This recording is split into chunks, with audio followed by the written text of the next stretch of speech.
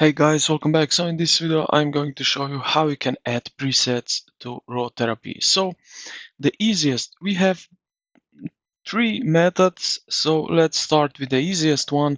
So we will manually load the profile. So if you have profile and want to use it once, in here in the editor, let's go to the top right under processing profiles and then find here this load a profile from file,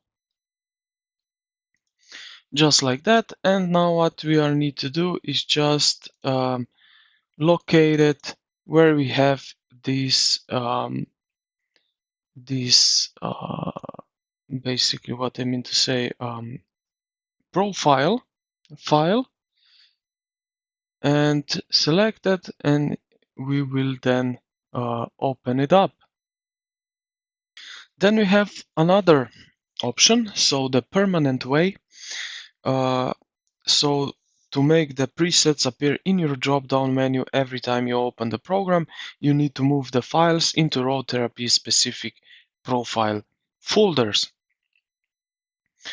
So where you find that, it's simply just under your files right here, user, right here.